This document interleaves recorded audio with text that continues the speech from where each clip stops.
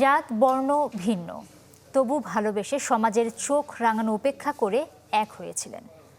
এই অপরাধে ১৪ বছরের কারাদণ্ড মাথায় নিয়ে জেলও খেটেছেন। আর অবশেষে হাইকোর্টের হস্তক্ষেপে মিলল মুক্তি। গেল বলে কি আজব কারখানা, জাত গেল বলে কি আজব কারখানা, জাত গেল। এ নিয়ে সংবাদে থাকছে একটি প্রতিবেদন, নিশ্চয়ই দেখবেন। এবার পুরো খবর। শিরোনামে আপনারা শুনছিলেন, ঢুকতে দেয়া হয়নি কানাডায়, ঠাঁই হয়নি দুবাইয়েও, তাই বাধ্য হয়েই দেশে ফিরলেন আলোচিত সংসদ সদস্য ডাক্তার মুরাদ হাসান। দেশ ছেড়ে যাওয়া যতটা নীরবে ছিল, ফিরে আসাও হলো ঠিক ততটা গোপনে। হজরত শাহজালাল আন্তর্জাতিক বিমানবন্দরে গণমাধ্যমের চোখ ফাঁকি দিয়ে অভ্যন্তরীণ টার্মিনাল দিয়ে বের হন ডাক্তার মুরাদ। তবে বিমানবন্দরের ভেতরেই ক্যামেরাবন্দি হন তিনি। ঢুকতে দেয়া হয়নি কানাডায়, বাধ্য হয়ে দেশে ফিরে এসেছেন সাবেক তথ্য প্রতিমন্ত্রী ডাক্তার মুরাদ হাসান। রোববার বিকেলে কানাডা থেকে দুবাই হয়ে শাহজালাল আন্তর্জাতিক বিমানবন্দরে নামেন মুরাদ হাসান। মাস্ক, ক্যাপ ও হুডি দিয়ে নিজেকে ঢেকে রাখার চেষ্টা করলেও ইমিগ্রেশন ক্রস করার আগেই ক্যামেরাবন্দি হন ডাক্তার মুরাদ।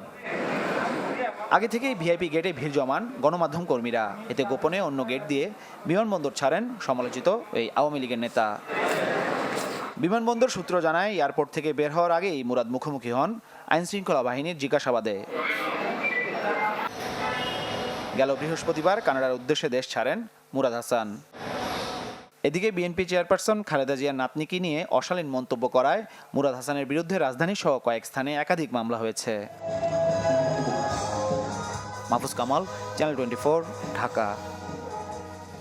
মার্কিন নিষেধাজ্ঞা ইস্যুতে ক্ষমতাসীন আওয়ামী লীগকে দুষছে বিএনপি। তবে যুক্তরাষ্ট্রের এমন পদক্ষেপে তৃতীয় পক্ষের ইন্ধন থাকতে পারে বলে মনে করেন আওয়ামী লীগের নেতারা। এদিকে মানবাধিকার লঙ্ঘনের অভিযোগ প্রত্যাখ্যান করেছেন র্যাব মহাপরিচালক।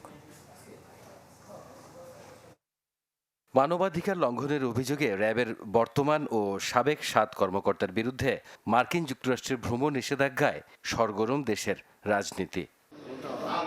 ঢাকা রিপোর্টার্স ইউনিটিতে কৃষক দলের প্রতিষ্ঠাবার্ষিকীর আলোচনায় উঠে আসে নিষেধাজ্ঞা প্রসঙ্গ। এজন্য আওয়ামী লীগকে দায়ী করেন বিএনপি মহাসচিব। বলেন, ক্ষমতাসীনদের ক্ষমা চাওয়া উচিত। আমার প্রায় 74 বছর বয়স, আমি তো কোনোদিন শুনিনি পাকিস্তান আমলে হোক বা আজকে বাংলাদেশে হোক যে আমাদের কোনো প্রতিষ্ঠানের উপরে, আমাদের কোনো কর্মকর্তাদের উপরে এই ধরনের একটা কলঙ্কজনক আপনার একটা সিদ্ধান্ত চাপিয়ে দেওয়া হয়েছে বা আমাদের দেশের জন্য লজ্জা সৃষ্টি করা হয়েছে। তবে যুক্তরাষ্ট্রের এই পদক্ষেপে তৃতীয় পক্ষের হাত দেখছেন সরকার দলীয় নেতারা। তাদের দাবি, দেশে বিচার বহির্ভূত হত্যাকাণ্ড হয় না। মার্কিন প্রশাসনের এ ধরনের সিদ্ধান্ত এক পেশে রাজনৈতিক উদ্দেশ্য প্রণোদিত। তাদের এই সিদ্ধান্ত দেশের ভিতরে জঙ্গিবাদ ও সন্ত্রাসীদের উৎসাহিত করবে। যেই সব দোষে র্যাব বা অন্যান্য প্রতিষ্ঠানগুলিকে দোষী করা হয়েছে তা কিন্তু ঠিক নয় এবং এটা কল্পনাপ্রসূত। অনেকটা একই সুরে 2 দিন পর প্রতিক্রিয়া জানালেন র্যাব মহাপরিচালক। বরগুনায় এক অনুষ্ঠানে উড়িয়ে দিলেন মানবাধিকার লঙ্ঘনের অভিযোগ। সব দিক থেকে এটা পুঙ্খানুপুঙ্খভাবে প্রতিটি বিষয় যাচাই বাছাই করা হয়। এখানে আমাদের মানবাধিকার লঙ্ঘনের কোনো সুযোগই নেই, সবকিছু আইন এবং বিধির আলোকে সংগঠিত হচ্ছে। তবে লজ্জার এ বিষয়ে সরকারের পদক্ষেপ জানতে চান আইনজীবী স্বাধীন মালিক। আমরা এখন উত্তর কোরিয়া, চীন এবং মায়ানমার মানবাধিকারের দিক থেকে ওদের কাতারেই যদি আমাদের নাম চলে আসে, এর থেকে তো আমাদের জাতির স্বাধীনতার, আমাদের বিজয়ের 50 বছরের সময়, এটা তো খুবই লজ্জাকর, খুবই অবমাননাকর। বিষয়টি বহির্বিশ্বে দেশের ভাবমূর্তি নষ্ট করছে বলেও মনে করেন তিনি। সারওয়ার সুমন, চ্যানেল 24, ঢাকা। বাংলাদেশ শান্তিতে বিশ্বাসী, তবে বহির্শত্রু আক্রমণ করলে স্বাধীনতা ও সার্বভৌমত্ব রক্ষায় দেশ সক্ষমতা অর্জন করেছে বলে জানিয়েছেন প্রধানমন্ত্রী শেখ হাসিনা। রাষ্ট্রপতি কুচকাওয়াজে তিনি বলেছেন, মানুষের সুখ দুঃখের অংশীদার হতে হবে নবীন কর্মকর্তাদের।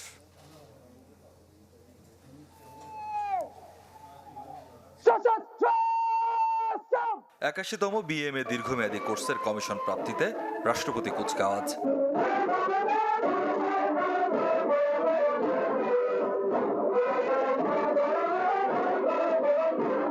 সুশৃঙ্খল এই আয়োজনে গণভবন থেকে ভার্চুয়ালি যোগ দেন প্রধানমন্ত্রী শেখ হাসিনা।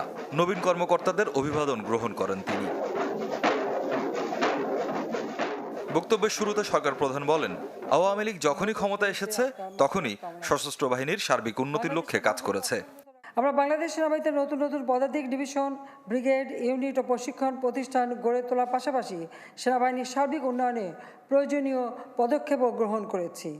শেখ হাসিনা বলেন, বাংলাদেশ সবার সাথে শান্তি ও বন্ধুত্বের নীতিতে বিশ্বাসী।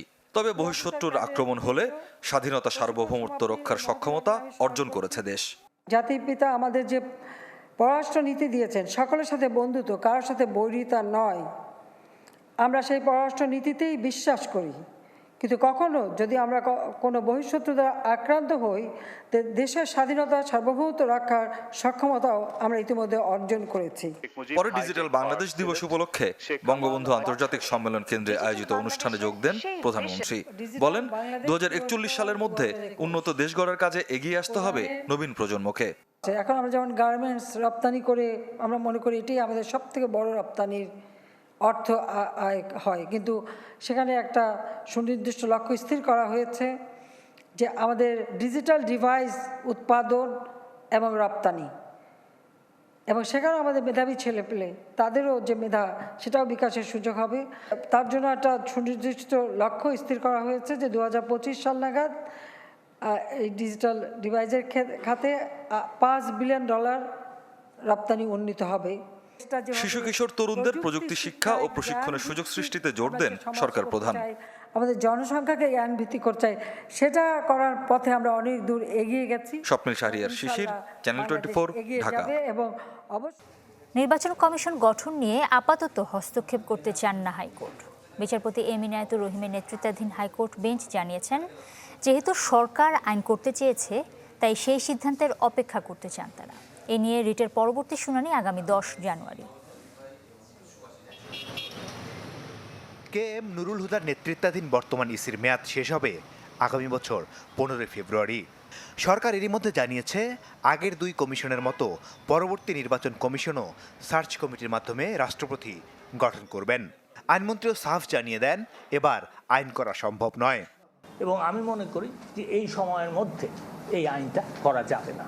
বিষয়টি নিয়ে হাইকোর্টে রিটও করা হয় 2টি। এর মধ্যে একটি রিট খারিজ করেন হাইকোর্ট। তবে রোববার ইসি গঠনে আইন চেয়ে করা রিটের শুনানিতে হাইকোর্ট বলেন, আইনমন্ত্রীর কথায় ভরসা রেখে অপেক্ষা করা দরকার, আর তাই ইসি গঠনে আপাতত হস্তক্ষেপ নয় বলে জানালেন হাইকোর্ট।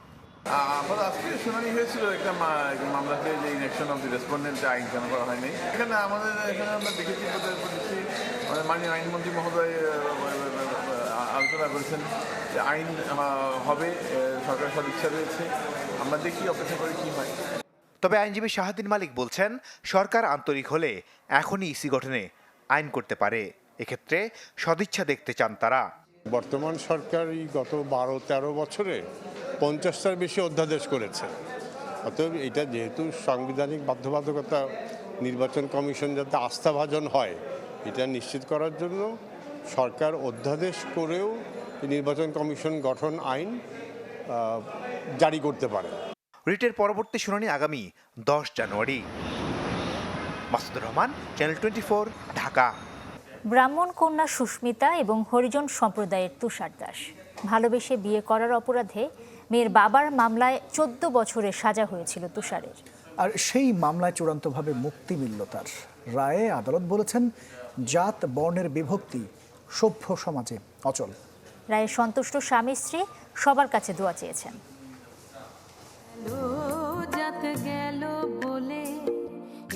না, জাত চায়নি। ব্রাহ্মণ কন্যা সুস্মিতা ও হরিজন বর্ণের যুবক তুষার দাস আপাতত সুখে আছেন। ভালোবেসে বিয়ে করার পর সুস্মিতার বাবা তুষার দাসের বিরুদ্ধে মামলা ঠুকে দেন। ভালোবাসাকে অপরাধ ধরে 14 বছরের সাজাও হয়েছিল তুষারের। যেতে হয় জেলে। পরবর্তীতে হাইকোর্টের হস্তক্ষেপে জামিন পান তুষার। রোববার সেই মামলার চূড়ান্ত শুনানির পর খালাস পেলেন তুষার দাস।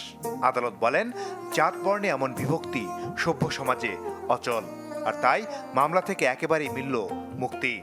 যে তাদের গর্ভে যে সন্তান এসেছিল তার বয়স এখন 3 বছর, তারা একসাথে পরিবার করছে, একসাথে থাকছে, কিন্তু যেহেতু এখানে একটি উঁচু জাত এবং নিচু জাতের ব্যাপার রয়েছে, সেই জন্য এটি প্রকৃত অর্থে পরিবারের পক্ষ থেকে মেনে নেওয়া হয়নি। আদালত মন্তব্য করেছেন, এই ধরনের ঘটনা যেন আর কারো জীবনে ভবিষ্যতে না হয়। এরায় সন্তুষ্ট সুস্মিতা ও তুষার, সবার কাছে চাইলেন দোয়া। আমরা এই রায় পেয়ে অনেক খুশি, কারণ আমার বাচ্চার ভবিষ্যৎটাও ভালো হবে। আর আমাদের ওখানে সবকিছুই স্যার স্বাভাবিক, শুধু স্যার মাঝে মাঝে ওর বাবা একটু প্রবলেম করে, কিন্তু তাছাড়া স্যার কোনো সমস্যা নেই।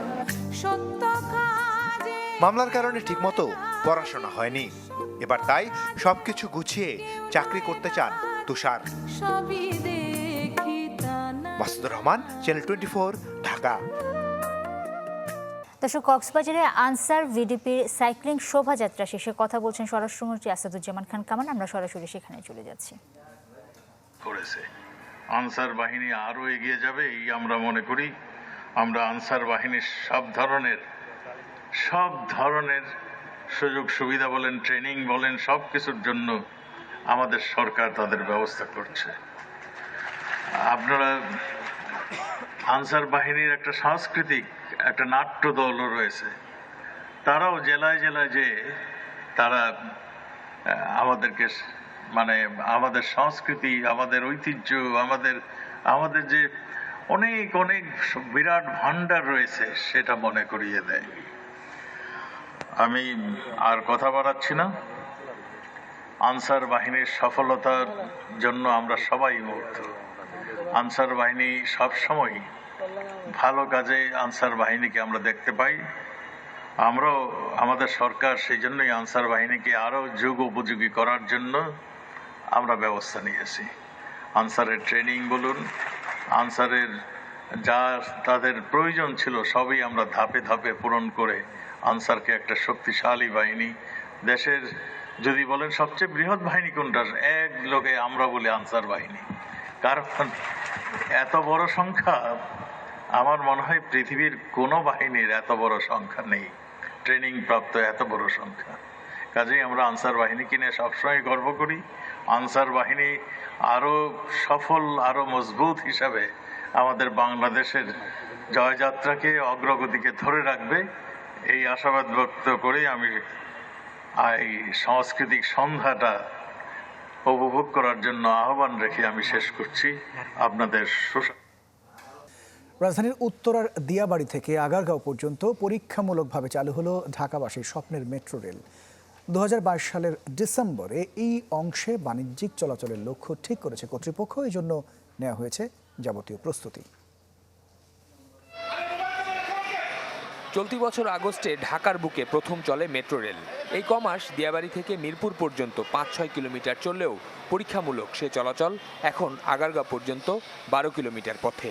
কর্তৃপক্ষ বলছে পারফরমেন্স টেস্টের শেষ ধাপ চলছে। 2022 সালের 16 ডিসেম্বর আমরা মেট্রো রেলের যে বাণিজ্যিক চলাচল এই আগারগাঁও পর্যন্ত সেটা আমরা শুরু করতে যাচ্ছি।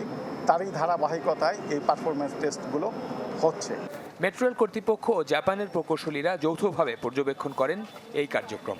জাপান থেকে দেশে আসা 8টি ট্রেনের মধ্যে এদিন একটি দিয়াবাড়ি থেকে আগারগাঁও পর্যন্ত চলাচল করে। পরীক্ষামূলক ধাপের গড় গতি 20 থেকে 25 কিলোমিটার হলেও বাণিজ্যিকভাবে তা চলবে 110 কিলোমিটার গতিতে। যখনই একটা মেট্রো ট্রেন সেট এসে ডিপোতে পৌঁছে আমরা তখনই তার ফাংশনাল টেস্টগুলো শুরু করি। ফাংশনাল টেস্টগুলো শুরু হওয়ার পরে আমাদের পারফরমেন্স টেস্টগুলো শুরু হয়। পারফরমেন্স টেস্টগুলো শেষে আমাদের ইন্টিগ্রেটেড টেস্ট হবে, তারপরে যাত্রীবিহীন যে ট্রায়াল রান সেটা শেষ হবে। ঘন্টায় 60,000 মানুষ যাতায়াত করতে পারবেন এই পথে। এমন 6টি বগির একটি ট্রেনে চড়তে পারবেন 2308 জন। আগারগাঁও পর্যন্ত 10টি ট্রেন দিয়ে যাত্রী চলাচল শুরু হলেও পুরো পথ চালু হলে থাকবে 24টি। সার্বিক কাজের অগ্রগতি প্রায় 73%। আগামী জানুয়ারি মাসের মধ্যে কমলাপুর পর্যন্ত বসে যাবে সব ভায়াড্রাক্ট। কথা ছিল এই মাসে মেট্রো রেলের উত্তরা দিয়াবাড়ি থেকে আগারগাঁও পর্যন্ত এই অংশের বাণিজ্যিক কার্যক্রম শুরু হবে। হয়েছে ঠিকই, তবে তা পরীক্ষামূলক কার্যক্রম। তা পিছিয়ে চলে গেছে আগামী বছর ডিসেম্বর পর্যন্ত। দুর্ভোগে থাকা ঢাকাবাসী তাতেই তৃপ্তির ঢেকুর তুলতে চান, অন্তত ডিসেম্বরে হলেও যাতে চালু হয় তাদের কাঙ্ক্ষিত মেট্রো রেল। শফিকুল ইসলাম সবুজ, চ্যানেল 24, ঢাকা।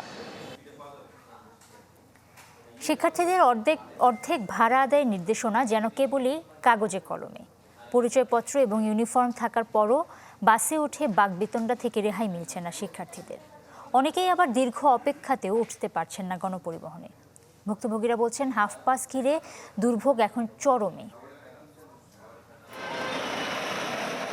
অপেক্ষার প্রহর ফুরোয় না, ঘন্টা দেড়েক পরও উঠতে পারেননি বাসে। অনেকগুলা বাস গেছে, থামায় না, ইভেন দরজাও আটকায় রাখে।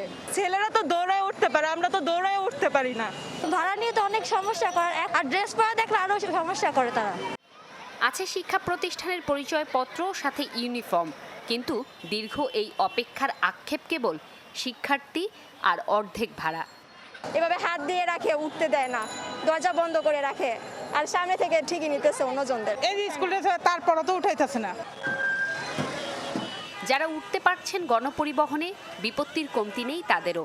নিষিদ্ধ ওয়েবিল, ভাড়া নিয়ে বাগবিতণ্ডা, দূরত্বের দোহাই কিংবা সময়সূচির অজুহাতে পুরো যাত্রাই হয়ে উঠছে ভোগান্তির। যদিও পরিবহন শ্রমিকরা বলছেন, কেবল মালিকের নির্দেশ মেনেই চলছে যাত্রী পরিবহন।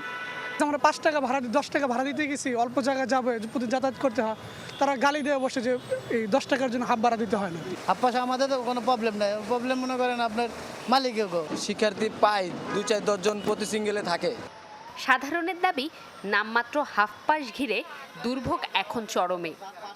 যতদিন আন্দোলনটা একটু চাঙ্গা থাকে ততদিন তারা একটু হয়তো নমনীয় থাকে। কোনোটাই কার্যকরী হয়নি, কারণ শিক্ষার্থীদের সাথে এখনো খারাপ ব্যবহার করা হয়। বাসের ওনারা ইচ্ছা মতো সুবিধা নিচ্ছে, যারা চিলাচিলি করতে পারে তারাই দিতে পারছে, কিন্তু বাকি দিতে পারছেন না, বিশেষ করে ছেলেরা। মেয়েরা তো কিছুই বলে না। অর্ধেক ভাড়া ও নিরাপদ সড়কের দাবি 14 ডিসেম্বরের মধ্যে আদায় না হলে 15 ডিসেম্বর সচিবালয়ের সামনে অনশনের সিদ্ধান্ত নিয়েছেন শিক্ষার্থীরা। জুমাতুল বিদা, চ্যানেল 24, ঢাকা। এমএলএম ব্যবসার ফাঁদে ফেলে 70 কোটি টাকা হাতিয়ে নেয়া চক্রের মূল হোতাকে গ্রেফতার করেছে সিআইডি। সংবাদ সম্মেলনে সংস্থাটি জানিয়েছে, গেল 5 থেকে 7 বছরে রাজধানী সহ দেশের বিভিন্ন স্থানে অসংখ্য মানুষকে সর্বশান্ত করেছে চক্রটি। তাদের গ্রেফতারের খবরে সিআইডির প্রধান কার্যালয়ে হাজির হন ভুক্তভোগী অনেকেই। 2 মাসে অর্থ দ্বিগুণ, লন্ডনে আবাসন ব্যবসা, পাহাড়ি জমি কেনাসহ নানা প্রলোভন দেখিয়ে সাধারণ মানুষের থেকে কোটি কোটি টাকা হাতিয়ে নিত একটি চক্র। এজন্য মাল্টিলেভেল মার্কেটিং এমএলএম এর পথ বেছে নেন তারা। যারা বেশি পরিমাণ সদস্য বানাতে পারতেন তাদের নিয়ে রাজধানীর 5 তারকা হোটেলে আয়োজন করা হতো জমজমাট পার্টির।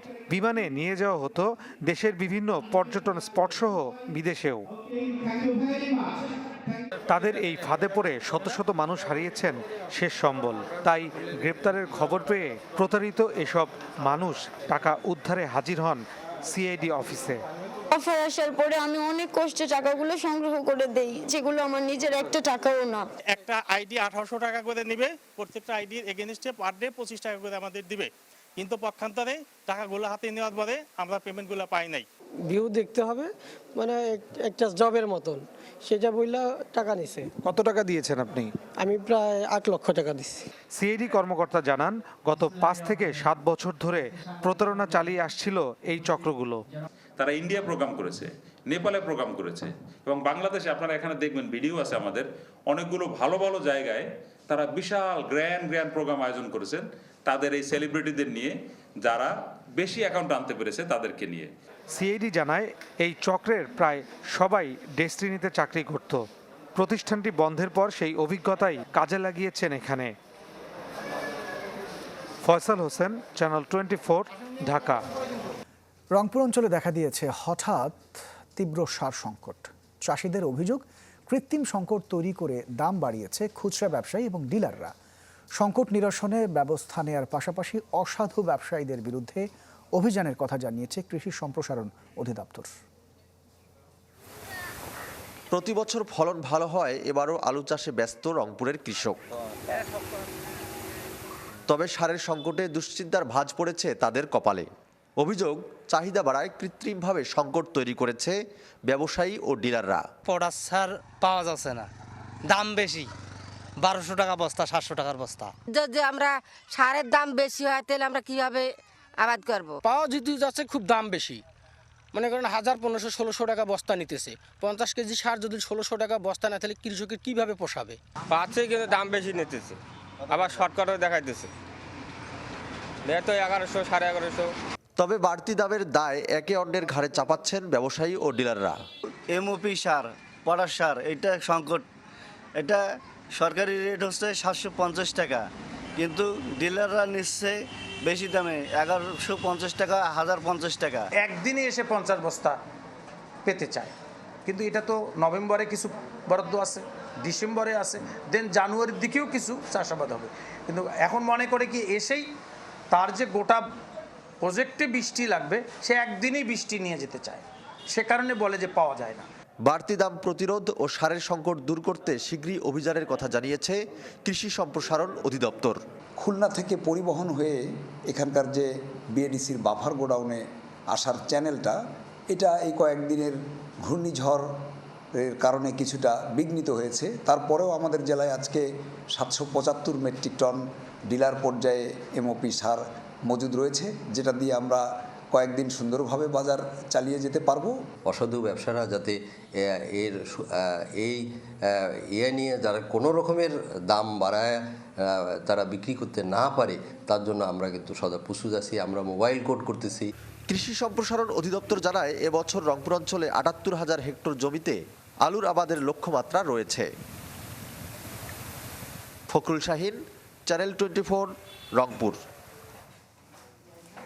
খেলার খবর, শিরোপা ধরে রাখার স্বপ্ন দেখলেও যুবাদের চাপমুক্ত রাখছে বাংলাদেশ। তবে বোলিং নিয়ে কিছুটা চিন্তিত হেড কোচ জাভেদ নেওয়াজ। তবে আত্মবিশ্বাস যোগাবে ভারতের ত্রিদলীয় টুর্নামেন্টের শিরোপা জয়।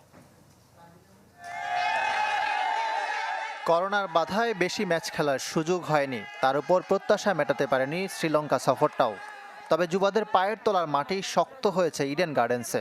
ভারতের দুটো দলকে হারিয়ে জেতা শিরোপায় আত্মবিশ্বাস বেড়েছে। সৌরভ গাঙ্গুলিকে কাছ থেকে দেখে যুবারা অনুপ্রাণিত। দলটার প্রশংসাও মিলেছে প্রিন্স অফ ক্যালকাটার কাছ থেকে। সৌরভ ক্রিকেটারদের প্রশংসা করেছেন, আমাদের ব্র্যান্ড অফ ক্রিকেট নিয়েও আগ্রহ দেখিয়েছেন। এটা দেখে ভালো লাগছে যে আমরা লক্ষ্যের দিকেই এগোচ্ছি। এবার বিশ্ব শিরোপা ধরে রাখার মিশন। তার আগে এশিয়া কাপকে প্রস্তুতির মঞ্চ বানাতে চায় মেহরব আইচ মোল্লারা। তবে শিষ্যদের ছোট কাঁধে বড় লক্ষ্য চাপিয়ে দিতে চান না গুরু নাভিদ নেওয়াজ। চ্যাম্পিয়ন হতে কে না চায়, তবে আমরা এখনই সেটা বলতে চাই না, ওদের উপর কিছু চাপিয়ে দিতে চাই না। ভালো খেললে অবশ্যই সাফল্য আসবে। 2020-এর দলেও ছিলেন, এবারও আছেন। দু দলের পার্থক্যে প্রস্তুতির ঘাটতিকে বড় করে দেখছেন। ব্যাটিংটা ঠিকঠাক, বোলিং নিয়ে কিছুটা চিন্তিত নাভিদ নেওয়াজ। তাদের মধ্যে একটা নেতৃত্বের গুণ আছে, ভালো একটা কম্বিনেশন গড়ে উঠেছে। আশা করি জুনিয়ররাও রাকিবুল সাকিবদের দেখে আত্মবিশ্বাসী হবে। 20 ডিসেম্বর এশিয়া কাপ খেলতে দুবাই যাবে অনূর্ধ্ব 19 দল। টুর্নামেন্ট শেষে সেখান থেকে বিশ্বকাপ মিশনে ওয়েস্ট ইন্ডিজে উড়াল দেবে যুবারা। ইকরাম হুসাইন, চ্যানেল 24, ঢাকা। দেশের বাইরের খবর, ইতিহাসের ভয়াবহ প্রাকৃতিক দুর্যোগে বিপর্যস্ত যুক্তরাষ্ট্রের কেন্টাকি। রাজ্যটিতে এখন পর্যন্ত অন্তত 76 জনের মৃত্যুর খবর মিলেছে। আরও 5 রাজ্যে নিহত হয়েছেন 14 জন। সব মিলিয়ে নিহতের সংখ্যা 100 ছাড়িয়ে যাবার আশঙ্কা করা হচ্ছে। জীবিতদের উদ্ধারে চলছে অভিযান। মোতায়েন করা হয়েছে সেনা এবং বিমান বাহিনীর রিজার্ভ ফোর্স এবং ন্যাশনাল গার্ড সদস্যদের। কেন্টাকি ছাড়াও ক্ষয়ক্ষতি হয়েছে মিজৌরি, ইলিনস, আরকানসাস, টেনেসি এবং মিসিসিপি রাজ্যে। শীতকালে এমন অসময়ে প্রাকৃতিক দুর্যোগ নিয়ে বিশেষজ্ঞরা বলছেন, যুক্তরাষ্ট্রে এবছর অস্বাভাবিক উচ্চ তাপমাত্রা এবং আর্দ্রতায় এমন বিরূপ আবহাওয়ার সৃষ্টি হয়েছে।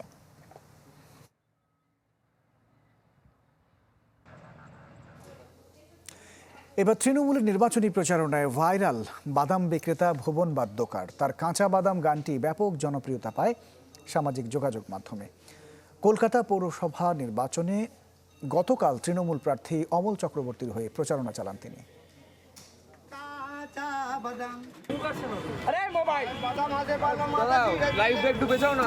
দিদি গানটা করো, দিদির গানটা করো।